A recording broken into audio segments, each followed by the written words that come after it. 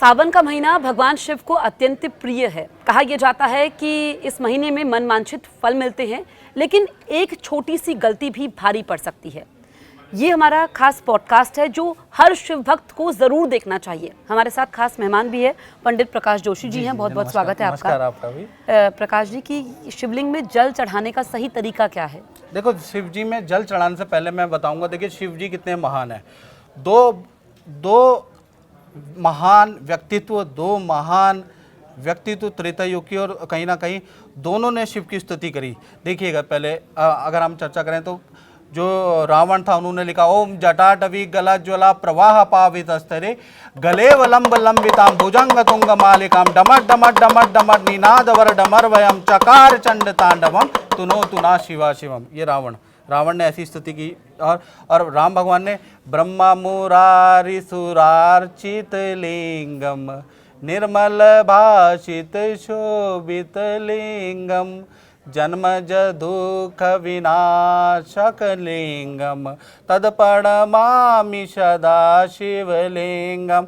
ओम नमः शिवाय, ओम नमः शिवाय। देखिएगा, और दोनों महान भक्त थे, ठीक है ना। तो पहला चीज़ ये है कि शिव भोले हैं। आप किसी भी प्रकार से शिव जी की पूजा करें, बशर्ते आपको मन से पूजा करनी है। पहली चीज़ याद रखिएगा। जल चढ़ाने के लिए सबसे अच्छा है ना, जैसे सावन के अंदर आप ले रहे हैं तो ये जैसे जल है, जल के अंदर थोड़ा सा पीला चंदन ले लीजिए। हल्दी मत डालिएगा, हल्दी सिंदूर आपको नहीं इसके अंदर डालना है। या बहुत से लोग नारियल के पानी से कर देते हैं, वो आपका वर्जित है, तो वो चीज़ें नहीं रखनी है। पंचामृत से आप कर सकते हैं। और सबसे अच्छा है, जल के अंदर थोड़ा सा आप पीला चंदन, सफ़ेद चंदन डालने के बाद, और आप जो भी पंचाक्षरी मंत्र आता है, बहुत से लोगों को ओम नमः शिवाय का मंत्र आता है, बहुत से लोगों को ओम त्र्यंबकम यजामहे सुगंधिम पुष्टिवर्धनम उर्वारुकमेव बंधनात् मृत्युर्मुक्षे मामृतात्। उसके बाद आपको ये देखना है, जब भी आप शिव जी के ऊपर जल चढ़ा रहे हैं तो सबसे पहले थोड़ा सा आप जो पूजा है ना, डायरेक्ट जल मत चढ़ाइएगा। सबसे पहले इनमें नाग देवता भी होते हैं, और साथ ही साथ आप देखेंगे कि आपके वहाँ पर नंदी भी होंगे, वीरभद्र भी होंगे, कार्तिकेय भी होंगे। सबके ऊपर थोड़ा सा उनको ओम नमः शिवाय बोल के उनमें आप चंदन का तिलक लगा लें, चावल थोड़ा सा अक्षत कर लें, उनको धूप दे दें और उनमें पुष्प अर्पित कर दें। जैसे हमारे पास अभी त्रिशूल है, साथ ही साथ हमारे पास क्या है, नाग। तो हम कहेंगे ओम नवकुल नागाय विद्महे विष दंताय धीमहि तन्नो सर्प प्रचोदयात्। पहले हम सर्प को कर लेते हैं, ठीक है ना। इसी प्रकार से सबकी पूजा करने के बाद फिर उसके बाद आप जल चढ़ा सकते हैं। तो जल में ओम नमः शिवाय, ओम नमः शिवाय, ओम नमः शिवाय, ओम नमः शिवाय। और आप कम से कम जब ऐसे जल चढ़ा लेंगे, उसके बाद वहाँ जो भी आपका शिवलिंग है उसके साइड में कहीं पर, क्योंकि भीड़ होगी सोमवार के दिन, तो आप मंदिर के अंदर ही जब आपने जल चढ़ा दिया या जल चढ़ा रहे हैं, उसके बाद कम से कम 15 मिनट मन, कहते हैं ना शिव क्या है, शिव जल भी है और शिव मन भी है, तो कहते हैं ना।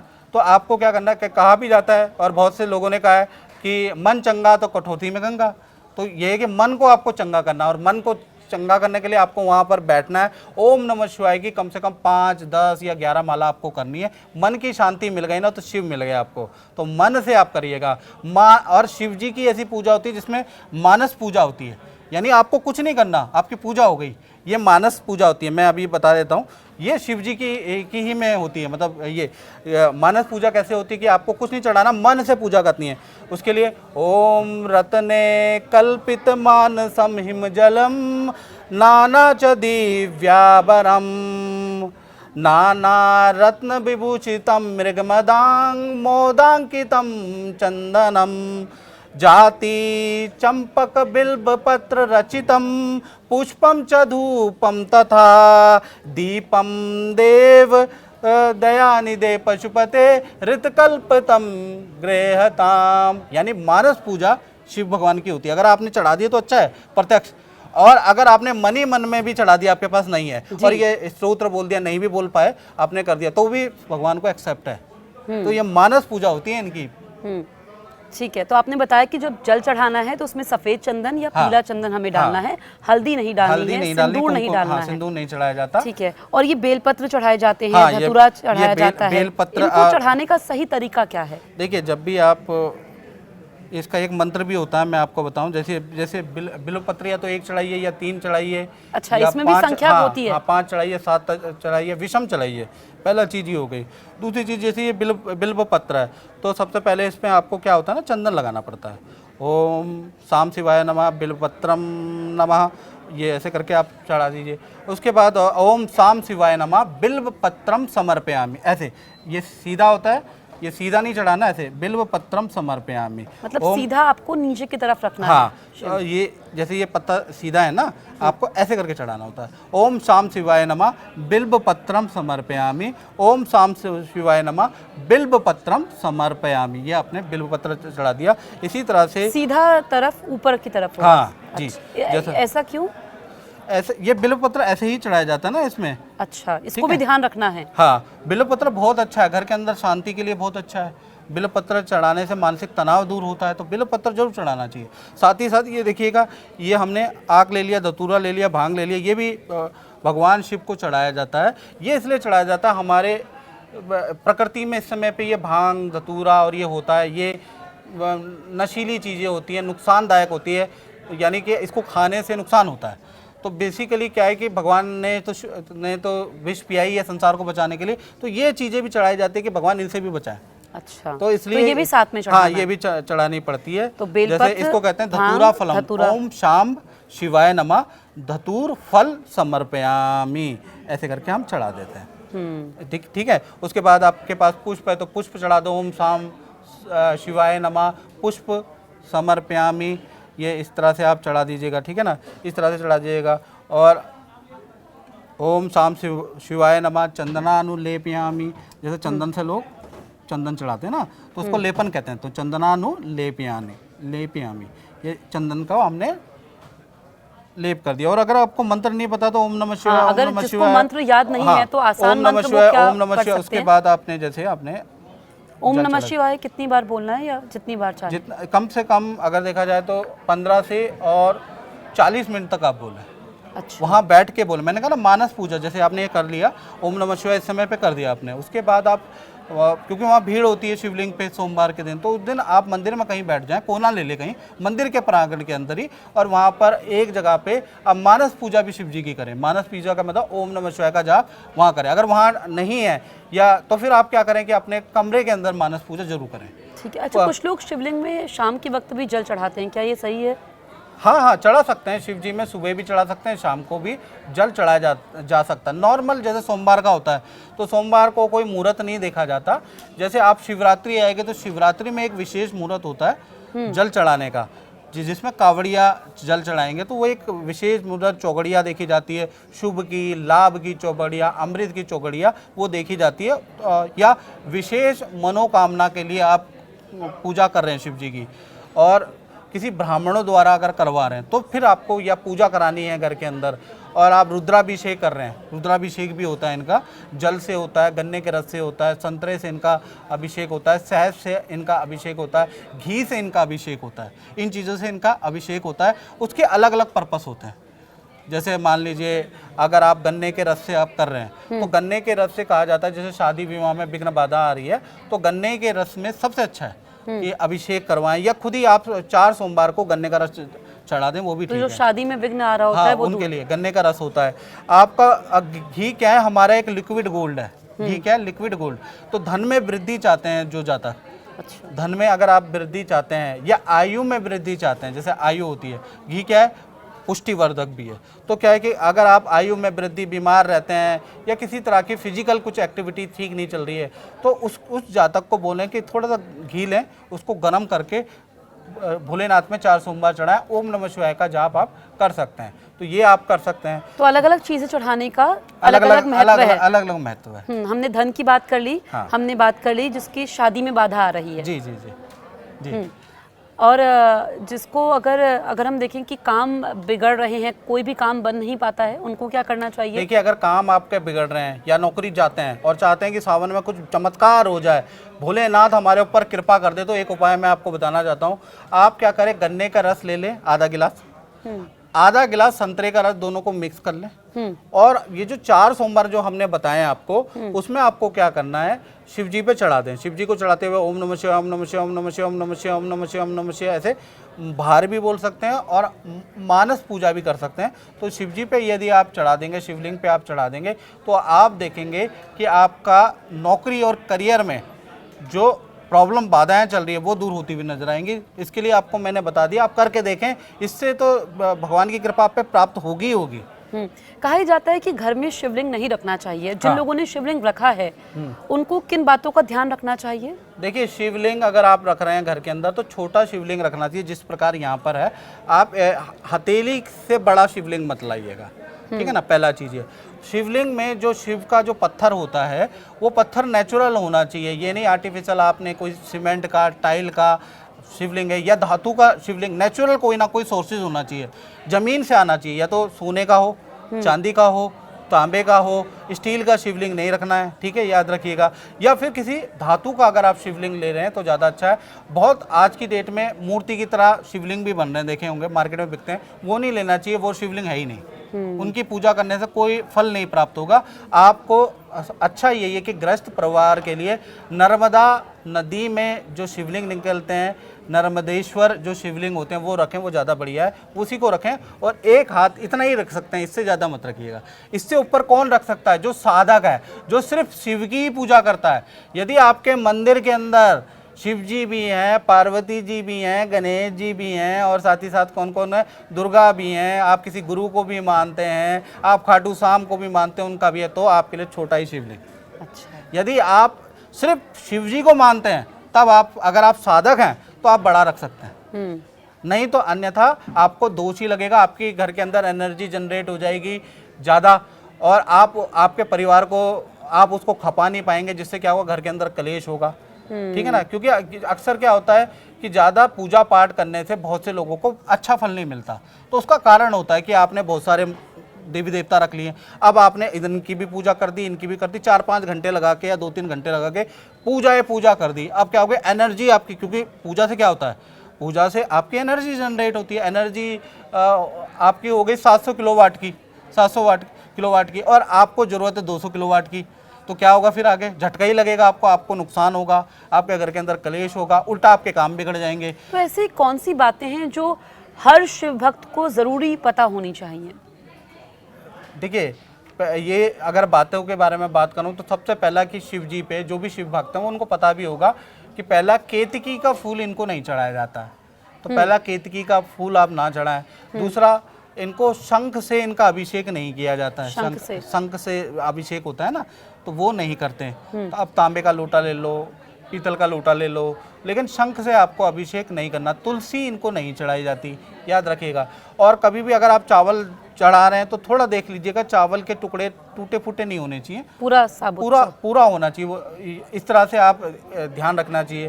साथ ही साथ जो भी शिव जी के जो शिव जी को मानते हैं तो उनको महामृत्युंजय मंत्र या मृत्युंजय मंत्र आना चाहिए, और घर के अंदर आपको सोमवार को जरूर उसको करना चाहिए, उसका जाप करना चाहिए। ओम त्र्यंबकम यजामहे सुगंधिम पुष्टिवर्धनम उर्वा रुक्मे बंधनात् मृत्यु और मुक्षे मामृतात्, ये मंत्र का जाप आपको आना चाहिए। तो ये शिव जी के जो भक्त होते हैं उनको थोड़ा ध्यान रखना चाहिए। अच्छा, आपने बताया कि हल्दी नहीं चढ़ानी चाहिए, हाँ। तुलसी नहीं चढ़ानी चाहिए, जबकि जो दूसरी पूजा होती है उनमें ये चढ़ाया जाता है, तो ये हाँ। शिव की पूजा में क्यों वर्जित है? जो विष्णु के प्रतीक है ना, देखिए शिव जी, शिव ब्रह्मा विष्णु महेश कहा जाता है, एक दूसरे के मित्र हैं, या कह लीजिए इनमें सर्वोपरि तो शिव पुराण में लिखा है कि शिव जी हैं, विष्णु पुराण में लिखा है कि विष्णु, अपनी अपनी जगह पे, अपने अपने तर्क में, अपने अपने श्रद्धा में सब ठीक हैं।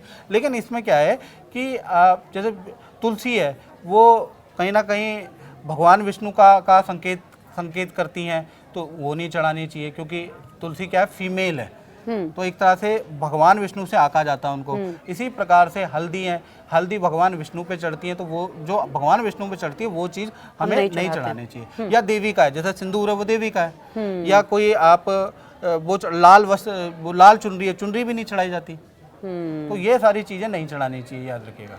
अच्छा, सावन के महीने में बहुत सारे लोग पूरे सावन व्रत रखते हैं, अगर पूरे महीने नहीं रख पाते हैं तो सोमवार का व्रत तो ज़रूर रखते हैं। सोमवार का रखें, चारों किन बातों का ख्याल रखना चाहिए? 4 सोमवार का रख ले तो रख ले, या फिर आप एक सोमवार, एक शुरू का सोमवार और एक लास्ट रख लें अगर आपकी बहुत अच्छी स्थिति नहीं है। बातों का ये ध्यान रखना चाहिए जब भी हम पूजा पाठ करते हैं ना, तो उसमें जैसे आप सुबह अगर आप व्रत करते हैं तो सबसे पहले आपको सुबह उठ के 5 या 4 बजे उठ के आपको सबसे पहला क्या करना, मंदिर की साफ सफाई जरूर करनी है। इसलिए आपको क्या करना है, सबसे पहले घर के अंदर मंदिर की साफ सफाई करनी है, गंगा जल से छिड़काव करना है, गंगा जल के अंदर हल्का सा डली वाला नमक लेके मंदिर की अच्छी तरह साफ सफाई कर लें, मूर्तियों की साफ सफाई कर लें, स्नान आदि कर लें। आप स्वच्छ कपड़े धारण करें। स्वच्छ कपड़े धारण करने के बाद आपको क्या करना है, शिव जी की अगर आपको पूजा करनी है तो सबसे पहले आप लाल वस्त्र नीचे बिठा दें शिवलिंग के। बहुत लोग क्या करते हैं, बहुत सी महिलाएं कि शिवलिंग को जमीन पर बैठाती हैं, जमीन पे नहीं होता आपको, नहीं तो क्या होगा, जो भी आप पूजा करेंगे ना वो जमीन के माध्यम से वो एनर्जी आपकी जमीन में चली जाएगी, मूर्ति में रहेगी नहीं। जिससे कि अगर मूर्ति में अगर आप चाहते हैं तो आपके घर के अंदर जो भी मंदिर होता है हमेशा देखिएगा ऊंचा होता है, ऊंचा होता है ना, उसको जमीन में इसलिए नहीं रखते क्योंकि आप क्या कर रहे हैं, मंदिर के ऊपर शिवलिंग रख सकते हैं। हाँ, मंदिर के ऊपर या लकड़ी की चौकी ले लो, उस पर लाल वस्त्र बिछा के उसके अंदर आप रख लीजिए, उस पर आप शिवलिंग आप रखिएगा। उसके बाद आप पूजा कीजिए। शिव जी का जो मुंह होता है वो हमेशा उत्तर की ओर होता है, तो उत्तर की ओर आपको स्थापित करना है शिवलिंग, ये याद रखिएगा। शिवलिंग हमेशा उत्तर की ओर स्थापित करना है, जहाँ भी आपके उत्तर है वहाँ पर आपको शिव का मुंह करना है, चाहे आप सामने बैठे हैं लेकिन उनका मुंह उत्तर की तरफ, उत्तर की ओर, अपनी ओर नहीं करना। बहुत से लोग ये गलती करते हैं। 2 शिवलिंग नहीं होने चाहिए, याद रखिए। घर के अंदर एक ही शिवलिंग रखें, छोटा हो बड़ा हो, और मंदिर में और शिवलिंग है या घर के अंदर, उसको आपको प्रवाह करना है। बहुत सी लेडीज़ें बहुत बड़ी गलती करती है, तुलसी के साथ में गमले में रख देती हैं। बहुत सी लेडीज़ें क्या करती हैं कि बहुत सी गृहिणियाँ क्या करती हैं कि घर के बाहर जो तुलसी होती है उसमें ही शिवलिंग रख देती है। सबसे बड़ा गलत चीज़ ये है। तुलसी जो है के साथ में शिवलिंग रखना ही नहीं है, याद रखिए। घर इतना एक हाथ से नीचे शिवलिंग ले आइए और घर पे रख लीजिए, ज़्यादा बेहतर है। मंदिर में रख लीजिए, अच्छी तरह से पूजा आप कर लीजिए, ज़्यादा अच्छा। तो ये गलती भूल कर भी नहीं करनी है। हाँ, ये करेंगे तो फिर घर के अंदर निरंतर कलेश, बीमारी, पूजा ना लगना, ये सारी चीज़ें होती है जिसको हम वास्तु दोष कहते हैं। तो यही सारे वास्तु दोष होते हैं जिस कारण से छोटी छोटी गलतियाँ होती हैं, जिस कारण से लोग परेशान हो जाते हैं। सावन के महीने में रुद्राक्ष का भी धारण होता है, राशि के हिसाब से होता है। राशि के हिसाब से ज्योतिषाचार्य जो बता दें उस हिसाब से रुद्राक्ष धारण करना चाहिए। नियम क्या है उसके? रुद्राक्ष के तो कड़े नियम है। रुद्राक्ष पहला चीज़ अगर आप धारण कर रहे हैं तो सबसे पहला कि जब भी आप रुद्राक्ष धारण करते हैं तो सबसे पहला रुद्राक्ष धारण किस किस को करना चाहिए, क्योंकि रुद्राक्ष क्या है, कहते हैं रुद्र के आंसू हैं, यानी भगवान शिव के वो आंसू हैं, तो वो तो सबसे पवित्र चीज़ है। तो अगर गृहस्थी लोग उसको धारण कर रहे हैं तो गोल्ड कैप लगा के आपको धारण करना चाहिए। वैसे रुद्राक्ष धारण नहीं करना चाहिए, उसका भी दोष है रुद्राक्ष का, क्योंकि वो जो सन्यासियों के लिए बने हैं, वो अघोरियों के लिए बने हैं। क्योंकि कहीं ना कहीं रुद्राक्ष कौन कौन धारण कर सकता है जिसकी गृहस्थ जीवन ना हो। और बहुत बार अगर आप गृहस्थ में हैं और रुद्राक्ष धारण करना चाहते हैं तो गोल्ड केप, और बहुत बार गोल्ड केप बहुत ज़्यादा महंगी हो जाती है, बजट में नहीं है। अष्ट धातु की कैप, पीतल की कैप, हाँ कैप लगा के, कैपिंग लगा के तब आप धारण कर सकते हैं। और जब भी रुद्राक्ष आप धारण करें तो मांस मदिरा का भाई प्रयोग ना करें, नहीं तो आपको नेगेटिव फल मिलेगा। रुद्राक्ष आपको सूट नहीं करेगा। उसका संकेत क्या होगा, आपको रात को बुरे सपने आएंगे, कॉन्स्टिपेशन की समस्या होगी, पति पत्नी में वाद विवाद बढ़ जाएगा और निरंतर चलता रहेगा। उसका कारण क्या है कि रुद्राक्ष धारण करने से अच्छे फल भी हैं, वहीं पर नेगेटिव फल भी हैं, याद रखिएगा। ऐसे में आपको जी, तो आपने बताया कि कड़े नियम हैं रुद्राक्ष धारण करने के। कहते हैं कि शिवलिंग की पूरी परिक्रमा नहीं करनी चाहिए, आधी करनी चाहिए। देखिए, परिक्रमा के बारे में अगर हम बात करें, यदि आप सिद्ध तीर्थ में अगर आप जा रहे हैं, जैसे 12 ज्योतिर्लिंग है हमारे ना, वहाँ आप जल चढ़ा रहे हैं और जल चढ़ाने के बाद आप परिक्रमा कर रहे हैं, तो हमेशा कहा जाता है कि जो धारा है, जल की धारा जहाँ से जा रही है वहाँ से उल्टा हो जाना चाहिए, वहाँ उसको क्रॉस नहीं करना चाहिए। लेकिन वो नियम कहाँ पे, वो नियम है जो आपके सिद्ध पीठ हैं, सिद्ध तीर्थ हैं वहाँ पर। लेकिन अगर आप अपने लोकल मंदिर में जा रहे हैं तो वो सिद्ध पीठ नहीं है, वहाँ कर सकते हैं, या घर के अंदर करना है तो कर सकते हैं। लेकिन सिद्ध पीठ में नियम ध्यान रखना पड़ेगा आपको। कहते हैं कि भगवान शिव बहुत भोले हैं, बहुत जल्दी प्रसन्न हो जाते हैं, लेकिन सावन के महीने में उनके नीलकंठ रूप की पूजा होती है। हाँ जी, नीलकंठ रूप की पूजा होती है। और आपने सही कहा, भगवान भोले हैं, उन्होंने तो भस्मासुर को भी दे दिया, वरदान रावण को भी दे दिया। उनको पता था कि इनका शिष्य है रावण की। एक चीज़ मैं आपको बता दूं कि जब रावण तपस्या कर रहा था भगवान शिव की, तब नारद जी ने पहले ही संदेश दे दिया था कि एक रावण नाम का एक व्यक्ति है जो कि तपस्या कर रहा है और तपस्या कर रहा है, और कहीं ना कहीं अगर इसको वरदान शिव ने दे दिया तो ये तो त्राही त्राही कर देगा, ये तो पूरी पूरी गद्दी हिला देगा देवताओं की। पहले ही नारद जी ने शिव जी को, विष्णु भगवान को बता दिया था, समस्त देवगण को बता दिया था।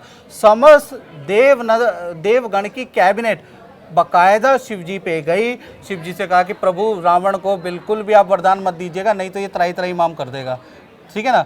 पृथ्वी लोग और देवलोग सब जगह त्राही कर देगा, ये इसका उद्देश्य ही है। शिव जी ने उनको बोला कि तथास्तु, मैं इसको वरदान नहीं दूंगा। लेकिन कहा जाता है ना, देखो मैंने कहा था ना, रावण इतना ज़्यादा भक्ति वाला था, उसने क्या श्लोक लगा, जटाटवी गला ज्वला प्रवाह पावित स्थले गलेव लंब लंबिताम भुजंग तुंग मालिकम डमट डमट डमट डमट नीनाद वर डमर वयम चकार चंड तांडवम तुनो तुना शिवा शिवम। यानी कि इतना ग्रामेटिकली इतना विद्वान व्यक्ति, देखो इसमें आज भी हम पढ़ते हैं तो उसके अंदर वो हो जाता है, तो कहीं ना कहीं इतनी ऊर्जा आ जाती है इस स्तोत्र, शिव तांडव स्तोत्र को। तो उसने क्या किया कि शिव जी की पूजा की, शिव जी के एक सर काटा, उसने कहा कि मैं भी भक्त हूँ शिव का, देखते हैं कब तक नहीं देते हैं, या तो मैं भक्त नहीं वो भगवान नहीं। एक ही कंडीशन होती है मुझे वरदान ना देने की, या तो शिव भक्त नहीं या भगवान नहीं, या तो मैं भक्त नहीं, मैं उनको प्रसन्न नहीं कर पाया।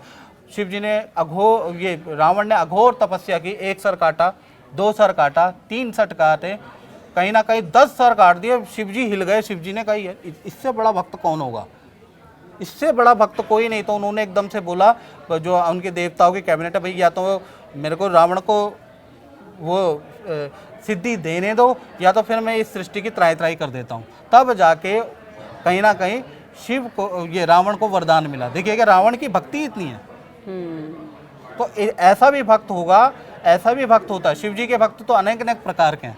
पंडित जी, सावन के महीने में ऐसे क्या उपाय करने चाहिए कि सारे काम बन जाएं? देखिए, अगर आपको सावन के महीने में, मैं आपको 3-4 चीज़ें बता रहा हूँ, उसके हिसाब से करें। जैसे प्रेम विवाह नहीं हो पा रहा, आजकल लोगों की परेशानी है कि माता पिता मान नहीं रहे हैं, प्रेम विवाह नहीं हो पा रहा, तो सोमवार में 4 सोमवार जो आ रहे हैं सावन में, इसमें पहले तो मन से आप करें। मन से आपको व्रत करना है, महिला कर ले, पुरुष कर लें, और उसके बाद आपको करना है गंगा जल में जल डाल के, उसमें आपको क्या करना है, उसमें दूध डाल के और सफ़ेद तिल डाल के शिव भोलेनाथ पे चढ़ाना है, शिव जी पे चढ़ाना है। और आपके वहाँ बगल में जो मंदिर होगा वहाँ ये उपाय करके आना है। एक ये नियम बना लीजिए कि शिव जी का मेरे को 4 सोमवार ऐसा करना है, तो आपके प्रेम विवाह में जो बाधा आ रही है, भोलेनाथ की कृपा से आपका विवाह हो जाएगा। याद रखिएगा, आप ये उपाय कीजिएगा। तो आप ये सब नोट कर लें।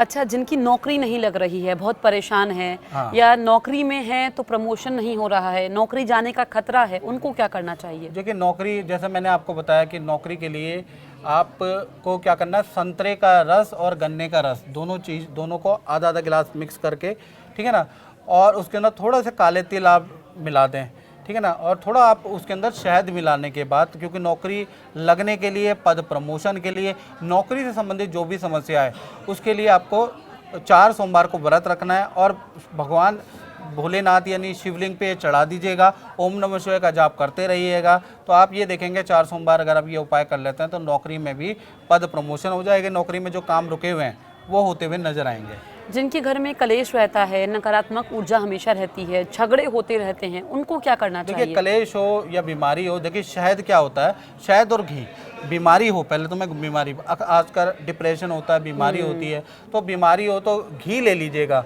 घी आपको लेना, उसको गर्म करना है, गाय का घी सर्व अच्छा है, गाय का घी आप ले लीजिएगा, तो उसको गर्म करें और उसके अंदर थोड़ा सा काला तिल और जौ डाल के आप आप पड़ोस के मंदिर में जाएं, 4 सोमवार को व्रत रखें और शिव जी के ऊपर शिवलिंग पे चढ़ा दें, ओम नमः शिवाय का जाप करते हुए। घी से अगर आपने अभिषेक कर दिया तो आपके घर के अंदर बीमारी या जो डिप्रेशन है, जो कलेश है, उसमें राहत आ जाएगी। आप करके देखें 4 सोमवार को।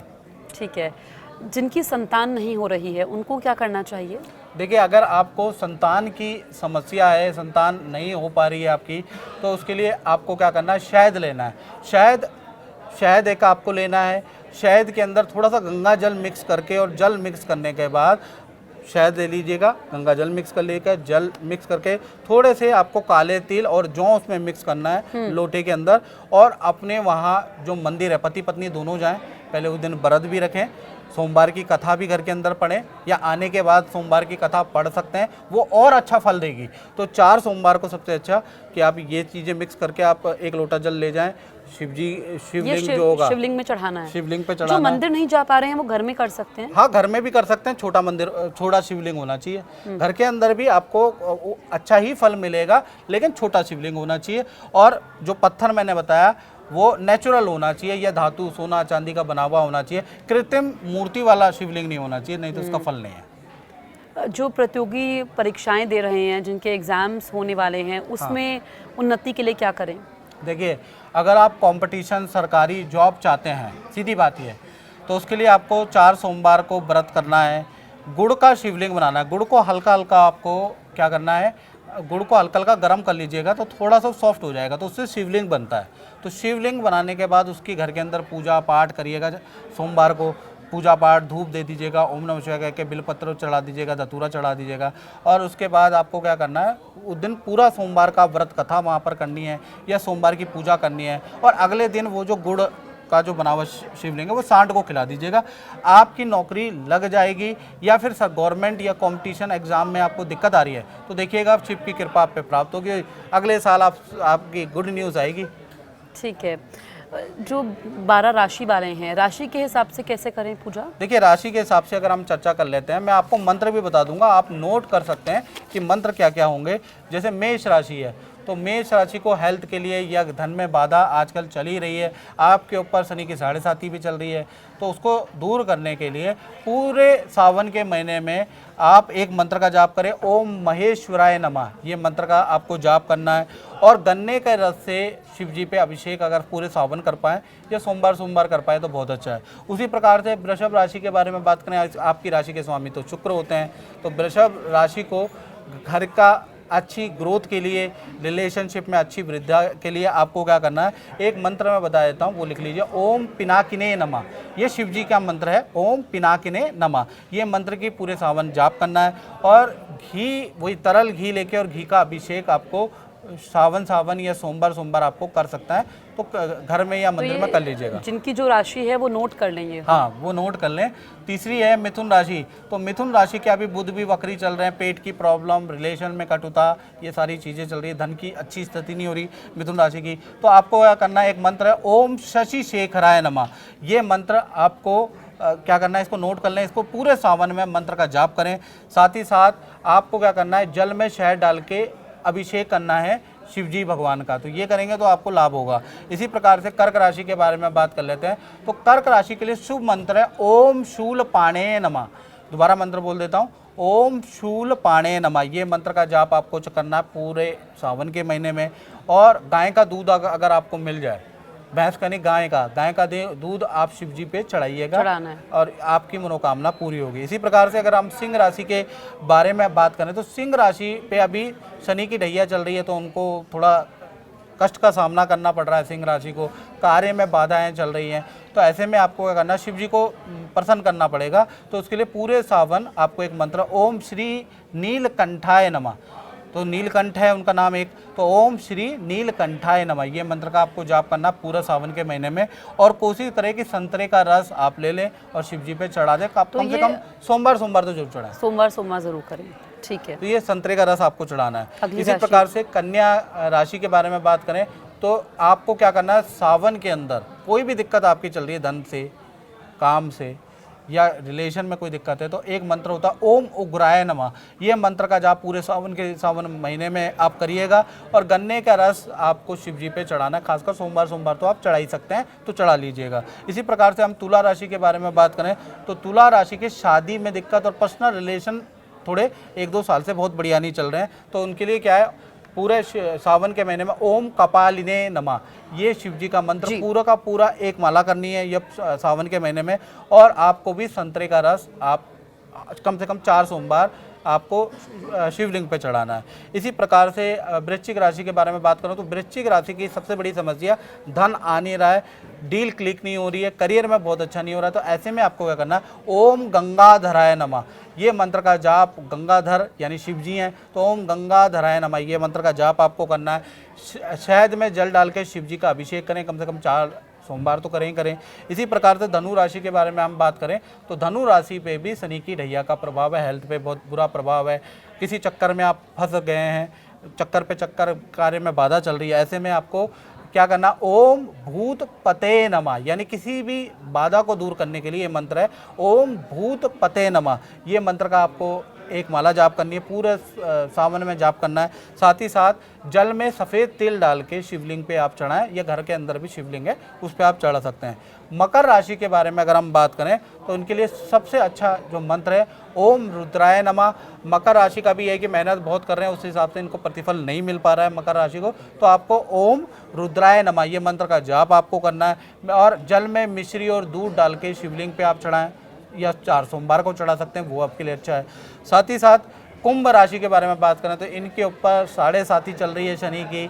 इस समय पे कार्य डाउन चल रहा है, धन में हानि चल रही है, किसी षड्यंत्र में फंसे हुए हैं, उससे अगर निकलना चाहते हैं तो एक मुख्य मंत्र करना पड़ेगा। वो मंत्र है ओम सदा शिवाय नमः। याद रखिएगा, ओम सदा शिवाय नमः। कुंभ राशि को पूरे सावन एक माला या इस मंत्र का जाप करना है। और अगर आप 4 सोमवार को जल में दूध डाल के, जौ डाल के, काले तिल डाल के आपको अभिषेक करना है, शिव जी पे जल चढ़ाना है। 4 सोमवार चढ़ाएंगे तो कुंभ राशि की जो परेशानी चल रही है वो दूर हो जाएगी। इसी प्रकार से अंतिम राशि मीन राशि के बारे में बात करें, इनके ऊपर भी शनि की 7.5 चल रही है, इनके भी कार्य में बाधा चल रही है, कहीं ना कहीं विफलता का सामना आपको करना पड़ रहा है। तो ऐसे में ओम शंकराय नमः ये मंत्र का जाप आपको करना है मीन राशि वालों। और गन्ने के रस से आपको अभिषेक भी करना है, और 4 सोमवार को अगर आप अभिषेक करेंगे तो आपके लिए बहुत लाभकारी होगा। तो इस तरह से ये राशि वाले कर सकते हैं। बिल्कुल, तो मुझे लगता है कि जो ये 12 राशि वाले हैं अपनी अपनी राशि के हिसाब से उन्होंने नोट कर लिया होगा। आखिरी के मेरे 2-3 सवाल होंगे पंडित जी आपसे। जो लोग पूजा करते हैं, पूजा करते समय उनको मनवांछित फल नहीं मिलता है, पूजा का इतना फल नहीं मिलता है, वो क्या गलतियाँ करते हैं? देखिए, पूजा का पहला चीज़ आसन के अंदर पूजा होनी चाहिए। भगवान पे भी लकड़ी की चौकी होनी चाहिए, या आप आसन लगाएं, या मंदिर अगर आप रखें तो थोड़ा ऊपर रखें, नीचे नहीं होना चाहिए मंदिर। अगर नीचे रखेंगे तो आपकी जो भी एनर्जी बन रही है वो पृथ्वी में चली जाएगी। तो इसलिए आपको एक तो आसन में बैठना है, पहला चीज़ ये हो गया। दूसरी चीज़, घर के अंदर अगर आप गृहस्थ हैं तो 2-3 ही भगवानों की मूर्ति होनी चाहिए, इससे ज़्यादा नहीं होनी चाहिए। अगर आप घर में के अंदर बहुत ज़्यादा मूर्तियाँ रखेंगे भगवानों की तो भी पूजा का फल आपको कम ही मिलेगा, क्योंकि एनर्जी ज़्यादा डेवलप होगी, या फिर फल मिलेगा तो वो घर के अंदर क्लेश होगा। जैसा मैंने बताया ना, ज़्यादा मूर्तियाँ रखनी ही नहीं। अगर आप शिव के भक्त हैं, शिव केदारनाथ में क्या है जी, केदारनाथ के अंदर शिव जी तो हैं, और क्या है, शिव जी हैं, नंदी है, कार्तिक है, और क्या है, वहाँ कोई विष्णु भगवान थोड़ी ना है, वहाँ पर साईं बाबा थोड़ी ना, खाटू श्याम थोड़ी ना, एक ही है। तो यानी कि आपको भी, अगर जिसके भक्त हैं, पहले तय करें, कुंडली दिखा ले कि भाई आपके आराध्य देव क्या हैं, पहले ये तय कर लें, और उसके बाद उन तय आराध्य देव की पूजा करें। अगर आप कहते हैं ना कि एक साधे सब सदे, सब साधे सब जाए, यानी कि आपको एक को साधना होगा तो सब कुछ सज जाएगा, याद रखिएगा। और ज़्यादातर क्या होता है, लोग सबको साधने की कोशिश करते हैं तो सब चला जाता है। तो ये बहुत ज़रूरी बातें हैं। जो लोग व्रत रखते हैं, व्रत में क्या चीज़ें खा सकते हैं, या फिर जो व्रती होते हैं, कुछ लोग कहते हैं नमक का सेवन नहीं करना चाहिए, सबकी अपनी अपनी मान्यताएं हैं। देखिए, ऐसा है कि अब सोमवार के व्रत में, अगर आप सोमवार का व्रत कर रहे हैं तो उसके अंदर, या शिव जी के सावन के व्रत रख रहे हैं, तो पहले ये देख लें कि आप, जैसे कि उसमें मिठाई खाया जाता है, पहला चीज़ है, खीर बना के भोग लगा के खाई जा सकती है, बर्फ़ी खाई जा सकती है, ठीक है ना, इस तरह की चीज़ें आप खा सकते हैं। खट्टा इसमें वर्जित होता है, खट्टा आपको नहीं खाना है, ठीक है ना, पहली चीज़ हो गई। और अगर आपको शुगर है तो आप क्या कर सकते हैं कि काला नमक का भी कर सकते हैं, उसमें भी कोई दिक्कत नहीं है। मतलब ऐसा नहीं लिखा हुआ कहीं भी कि मीठा ही मीठा करना। हाँ, सोमवार के आप व्रत कर रहे हैं, चंद्रमा के व्रत कर रहे हैं, तो आपको मीठा ही करना पड़ेगा, लेकिन शिव जी में ऐसी कोई प्रतिबद्धता नहीं है। सेंधा नमक, हाँ, सेंधा नमक। आप, अगर आपको शुगर की प्रॉब्लम है, शुगर नहीं ले सकते, या डायबिटीज़ है, आप मीठा खा ही नहीं सकते, तो आपको कोशिश करनी चाहिए कि आप सेंधा नमक ले लें, उससे कर लेंगे। ये कि सेंधा नमक से आप कुछ खा सकते हैं, चावल खा सकते हैं, दही के साथ में आप दही तो खैर खट्टी हो जाती है, दूध के साथ में आप चावल खा सकते हैं। ऐसी कौन सी गलतियां हैं जो 90% शिव भक्तों को मालूम ही नहीं होती हैं और फिर उनको मन वांछित फल नहीं मिलता है, तो उन गलतियों को ना करें? देखिए, सबसे पहले अगर शिव भक्तों के बारे में बात करें, पहला चीज़ शिवलिंग की स्थापना बहुत महत्व रखती है। आपको शिव जी का जो मुंह है जो वो उत्तर की दिशा में आपको करना है, याद रखिएगा। और अक्सर क्या होता है कि अगर आप मूर्ति रहस्य में अगर हम चर्चा करेंगे कि किस प्रकार से मूर्ति रखनी चाहिए, तो दुर्गा सप्तशती में मूर्ति रहस्य है। मूर्ति रहस्य का मतलब जिन भगवानों की पूजा आप सबसे ज़्यादा करते हैं उनको आपको राइट हैंड में रखना है, याद रखिएगा। वो पावरफुल भगवान हो गए। जिन भगवानों की पूजा आप सिर्फ धूप दिखा देते हैं या एक बार उनका मंत्र का जाप कर लेते हैं, तो उनको आपको लेफ्ट हैंड में रखें। अगर आप इस तरह से ऐसे मंदिर को स्थापित करते हैं, मूर्ति रहस्य के नियमों का अगर ध्यान रखते हैं, तो आपकी पूजा लगेगी भी और फलेगी भी। तो बहुत बार क्या होता है, हम लोगों को नियम नहीं पता होते हैं, उस वजह से भी क्या होता है कि पूजा लगती ही नहीं है। ये भी है। हालांकि भोलेनाथ की पूजा है, मानस पूजा भी करोगे ना तो भी लग जाएगी भोलेनाथ की, लेकिन सही तरीके से मन आपका शुद्ध होना चाहिए। किन किन मंत्रों का जाप करना चाहिए कि जो लोग दफ्तर में भी हैं या किसी काम में व्यस्त हैं तो वो वहाँ पर भी करें? देखिए, ओम नमः शिवाय का मंत्र आपका जाप कर सकते हैं, ठीक है ना। साथ ही साथ आप ओम त्र्यंबकम यजामहे सुगंधिम पुष्टिवर्धनम उर्वारुकमेव बंधनात् मृत्युर्मुक्षे मामृतात्, ये मंत्र का आपको जाप करें, ठीक है ना। या आपको कोई स्तोत्र आता हो, नमामि समीशान निर्माण रूपम विभम व्याप्तकम ब्रह्म वेद स्वरूपम निजम निर्गुणम निर्विकल्पम निरीयम चिदाकाशम आकाश वासम भजेयम, यानी कि आपको रुद्राष्टक का कोई स्तोत्र आता हो या कोई भी आपको स्त्रोत आता हो, राम जी ने जिसकी आराधना की थी वो वाला, ब्रह्मा मुरारी सुरार्चित लिंगम निर्मल भाषित शोभित लिंगम, और ये स्त्रोत आता हो तो आपके लिए अति उत्तम है। और हाँ, एक चीज़ और, अगर आपको धन की अच्छी वृद्धि चाहिए, देखिए मैं आपको आजमाया बता रहा हूँ, धन की वृद्धि चाहिए या आप नेम फेम बनाना चाहते हैं, तो उसके लिए आप एक डमरू लेके आ जाइएगा। ये डमरू बहुत पावरफुल है, क्योंकि ये डमरू जो है ना, इससे ही तंत्र मंत्र निकला है, याद रखिएगा। इस डमरू से ही व्याकरण निकली है।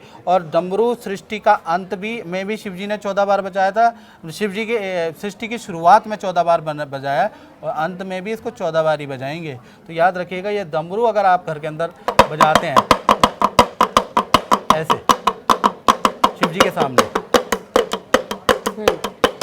तो घर के अंदर जो भी अला बला बहुत बार नेगेटिविटी होती है, नज़र बाधा होती है या एक दूसरे से ईर्ष्या होती है, नेगेटिव एनर्जी है, दूर हो जाएगी। आप डमरू घर के अंदर डेली बजाना शुरू करें। बिल्कुल पंडित जी, आपने आसान भाषा में बताया कि सब पूजा विधि कैसे करनी है, किन किन बातों का ख्याल रखना है, नियम क्या होने चाहिए और हर चीज़ का अपना एक विशेष महत्व है। आप स्टूडियो में आए इसके लिए आपका बहुत बहुत शुक्रिया। तो मुझे लगता है जो सावन के महीने में पूजा अर्चना कर रहे हैं, जो करना चाहते हैं और जो शिव भक्त हैं, उनको कुछ ऐसी बातें ज़रूर मालूम चली होंगी जो उनको आज तक नहीं मालूम थी। आपको हमारा पॉडकास्ट कैसे लगा, आप हमें कॉमेंट करके ज़रूर बताइए और आप देखते रहिए न्यूज़ 18 इंडिया।